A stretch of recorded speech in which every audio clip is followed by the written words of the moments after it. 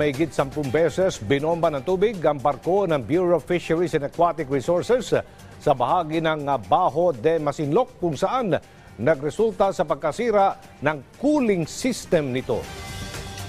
Makailang ulit ring binangga ang barko ng BFAR na nagresulta sa pagkawasak ng ilang bahagi nito. Kumuha tayo ng update mula kay Ryan Lesiges na kasama sa paglalayag ng BFAR sa Bajo de Masinloc. Ryan?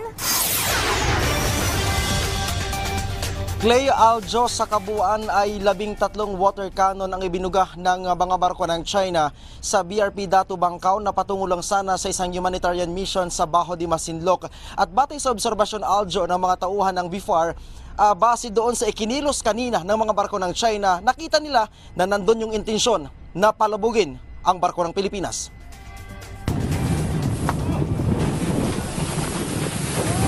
Napapasigaw,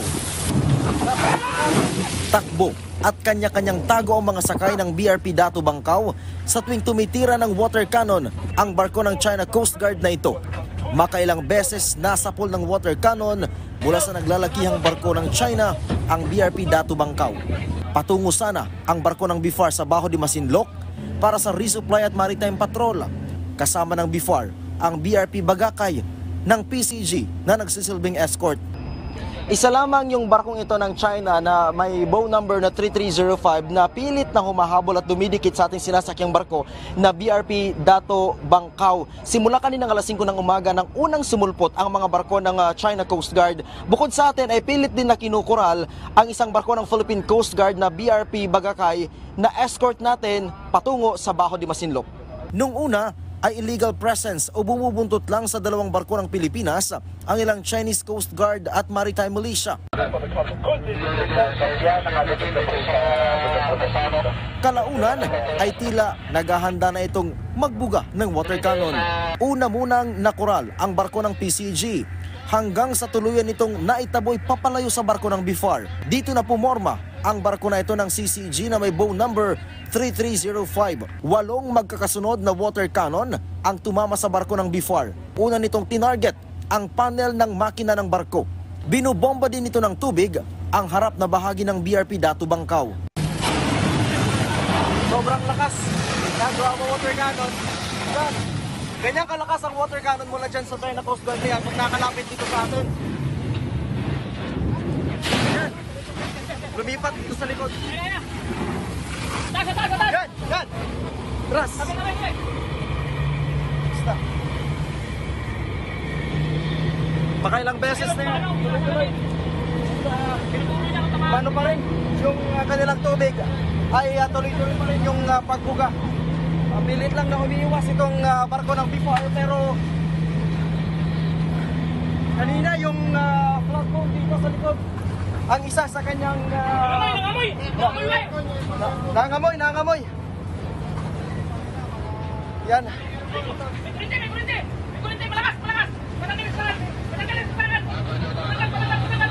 Patayin mo yung generator.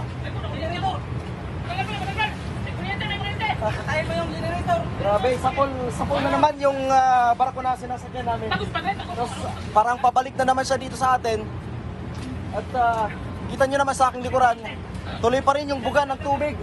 Para sa kaligtasan ng mga crew at media na nakasakay sa barko, agad nagpatupad ng Code Zebra ang mission commander ng BFAR. Hudyat ito para magkubli na ang lahat sa loob ng barko.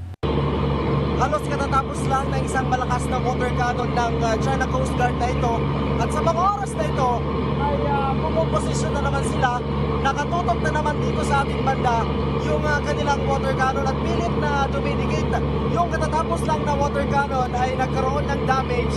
Partikular yung visat ng barko ng BFAR na ating sinasakyan. Bukod sa water cannon, tatlong beses ding binangga ang barko ng BFAR. Nung una ay pawang mga CCG lang ang pumupuntirya sa amin.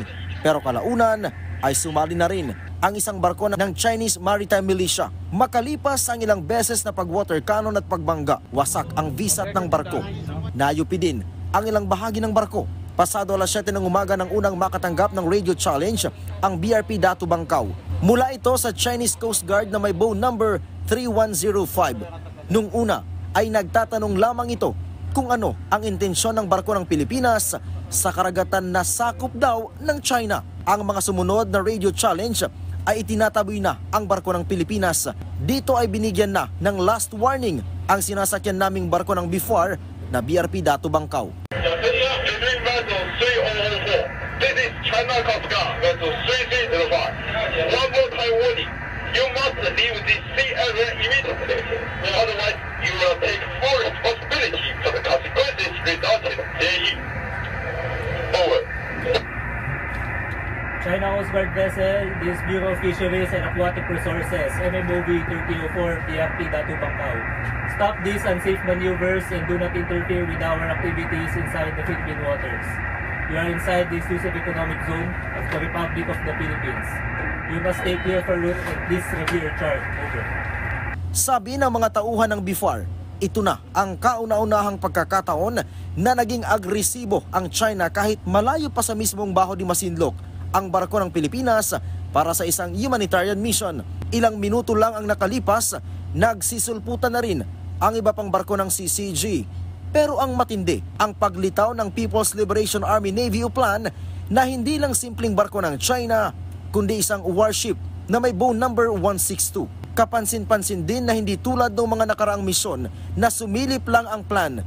Kanina, hindi ito malis sa lugar na tila kasama rin sa humaharang sa mga barko ng Pilipinas.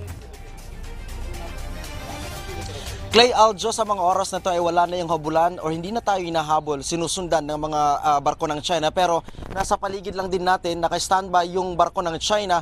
Nandito rin sa gilid lamang ng barko natin kinaroroonan ang plan na isang warship mula sa China. Aljo, Clay. Maraming salamat sa iyo at mag-ingat kayo dyan, Ryan Lesiges.